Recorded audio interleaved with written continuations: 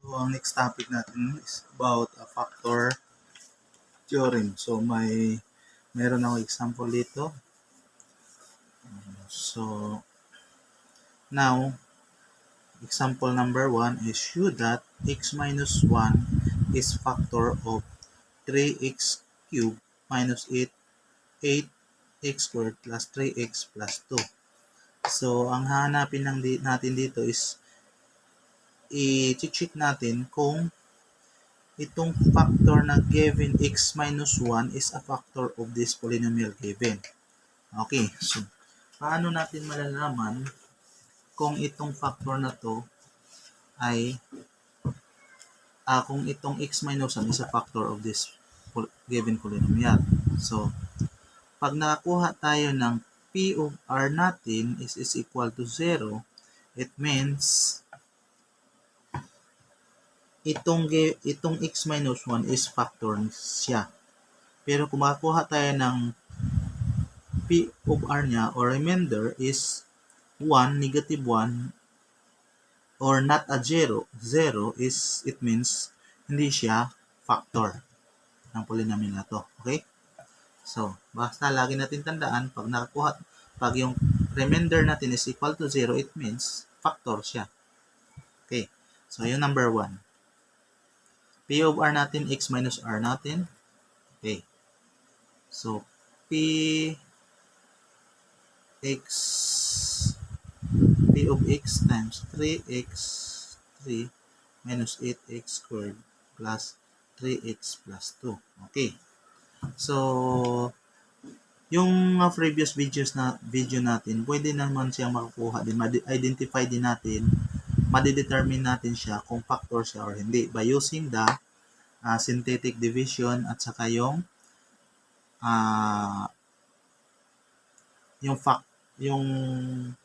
substitution. Okay? Yung calculating the P of R. Okay. So, unang gagamitin natin is kakalculate muna natin yung P of R natin. So, yung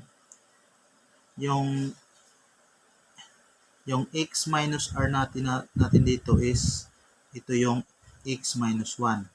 So, kukompute natin kung anong value ni x dyan. So, x minus 1 is equal to 0. Equate lang natin. X is equal to 1. So, value ni x is 1. So, sasubstitute lang natin siya dito sa p of x natin na polynomial natin given polynomial. Okay? So, p is 1 of 1 is equal to 3 times, substitute natin sa x, 3 minus 8 times 1 squared plus 3 times 1 plus 2. Okay, so is equal to 3 times 1 times 1 times 1 is 1 minus 8, 1 times 1 is 1 plus 3 times 1 is 3 plus 2. Okay, and then simplify 3. So, negative 1 times negative 8 times 1 is negative 8 plus 3 plus 3 plus 2 is 5. Okay? 5 plus positive 5 plus positive 3 is 8 minus 8. So, it is equal to 0. So, ibig sabihin, mapag-conclude na tayo na x minus r is a factor. So, therefore, x minus 1 is a factor of a given polynomial.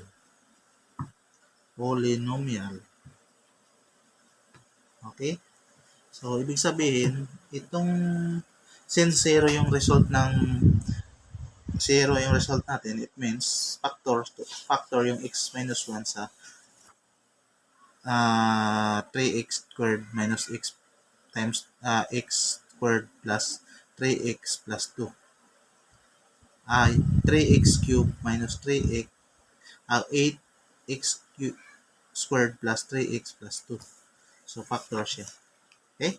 So, now, ipapakita naman natin kung parehas lang ba sila ng result sa pag-synthetic division yung gamitin natin. Okay?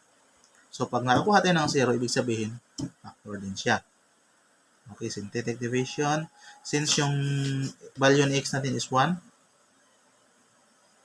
and nakikita naman natin siya is sunod-sunod yung exponent natin, 3, 2, 1, and 0. Okay? So, ibig sabihin, hindi na tayo mag-rewrite niyan.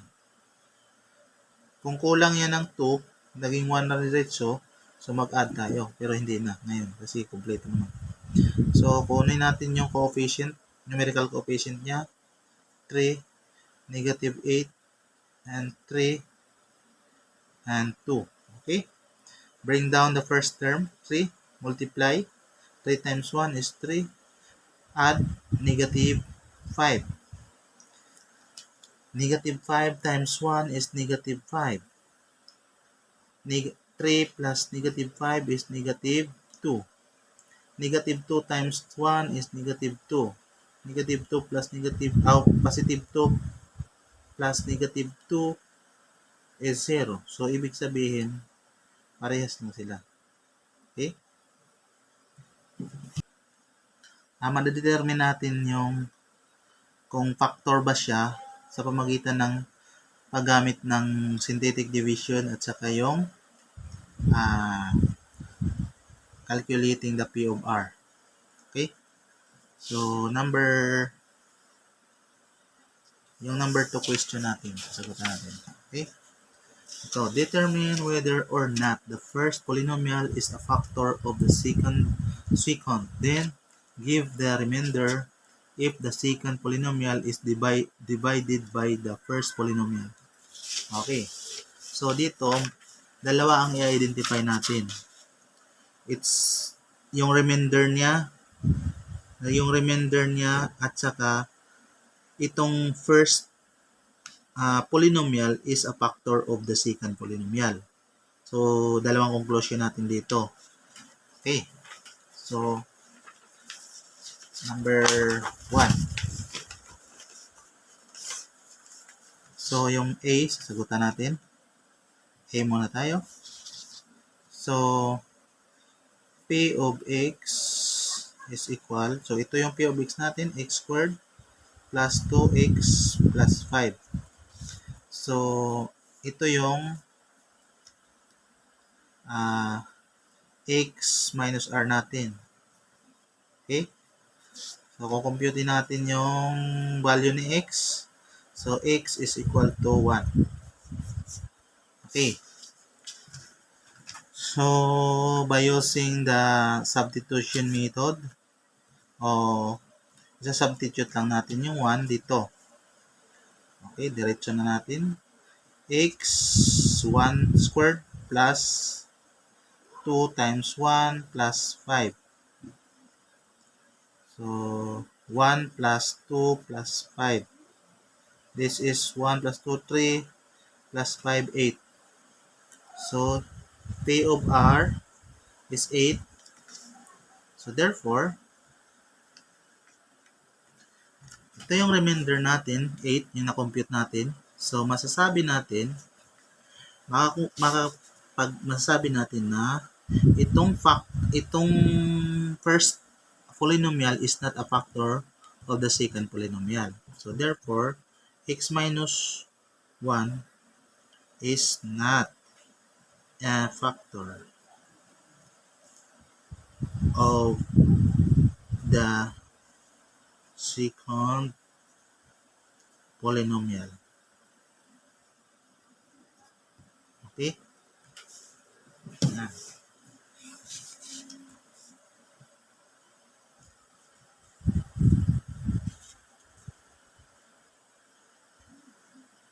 So, pag sa synthetic na naman, ganun din. Ito din ang makukuha natin. So, nasa sa inyo yan kung alin ang mas madali nyong gamitin, yung sa synthetic division or itong substitution. Okay? Same lang naman. Kung anong result dito, ma-identify mo na kung hindi siya nagsisero, yung P of R niya is automatically hindi siya factor sa polynomial na to. Pag 0 siya, ibig sabihin factor siya. Ganun lang. So, yung B. Okay, so B tayo. So, P of X natin is X minus may X squared pa yan. Kasi hindi naman pwedeng may X squared pa yan. X squared times minus X minus 2. Okay? And then, yung X minus R natin is equal to X minus 1. So, equate lang natin yan para makuha natin yung value ni X. So, X is equal to 1. So, si X is equal to 1. So, substitute natin si 1 sa lahat ng may X. So, dito is 1 minus 1 minus 2. Okay? So, 1 minus 1 minus 2. Cancel out na to. So, negative 2. So, ibig sabihin, ito yung P of R natin. Yung remainder din is 2. And then, masasabi natin na yung si X minus 1, therefore, si X minus 1 is not a factor of X squared minus X minus 2. Yun lang kadali how to determine. Kung dinidetermine lang naman natin yung factor, ay papatunayan lang natin or papakita kung factor ba siya or hindi. Okay? So,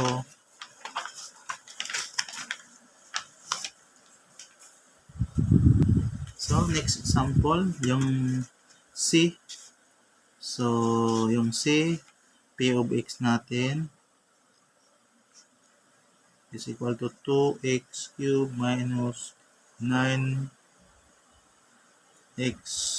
squared plus 9x minus 20. So, si x minus r natin is equal to x minus 4. Okay? So, si value of x natin is 4. So, sasubstitute natin si 4 sa x. Okay, P of 4. 2 times 4 cubed minus 9 times 4 squared plus 9 times 4 minus 20. So, ganun lang siya dali. Papakita natin, ma-identify na natin, or ma-determine natin kung itong x minus 4 is the factor of 2x cubed minus 9x squared plus 9x minus 20. Okay. So, simplify. 2 times 4 times 4, 16 times 4.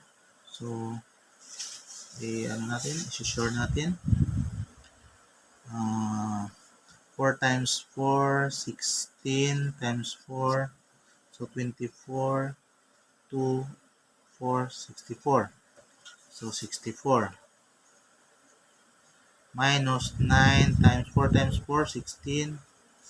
Okay, plus 9 times 4. So, 9 times 4 is 9 plus 9, 18, 36. Okay? 36 minus 20. So, 36 minus 20. Simplify natin. Ito, 64 times 2 is 8. 2 times 4, 8. 2 times 6 is 12. 128 minus equals 144. Okay? Plus, minus na natin to, equals 16. Okay? So, 36 minus 20, 16. 16. So, i-add natin to. 128 plus 16. So, sure natin. 16, this is 14, carry 1, 4, 1. So, 144. 144 minus 144 is equal to 0. So, therefore, since 0 yung nakuha nating sagot, therefore, masasabi natin na itong x minus 4 is a factor of this polynomial, the second polynomial. Therefore, x minus 4 is a factor of the second polynomial. Okay, yan lang yun. So, yung remainder natin, ito yung P of R natin, is 0. So, yun. Determine natin yung factor niya, if factor ba to, or at saka yung remainder niya. Okay? So, yung last ano natin, ito, yung D natin. So, P of X natin is A cube minus 2A squared plus A minus 2. Okay? So, si X minus R natin is equal to A minus 1. So, value ni A is equal to 1. Okay? So, isa-substitute natin ang value ni A. So, A is 1 minus 2 times 1 squared plus 1 minus 2. Okay? So, this is 1 minus 2 times 1 plus 1 minus 2. Okay? So, 1 minus 2 plus 1 minus 2. Okay? So, i-add natin yung same like term. Yung 1 plus 1, 2 minus 2, 2 plus, 2, negative 2 plus negative 2 is 4. Negative 4. Okay. So, negative 2. Okay? So, P of R natin is negative 2. So, therefore, masasabi natin na si A minus 1 is not a factor of the second polynomial. Okay? Yan. So, nandito lang yung discussion natin. Sana may natutunan kayo kahit konti. Okay? Kahit pa paano. So, ganun lang pag-determine ng factor at saka pag-determine ng remainder, pagkuha ng remainder.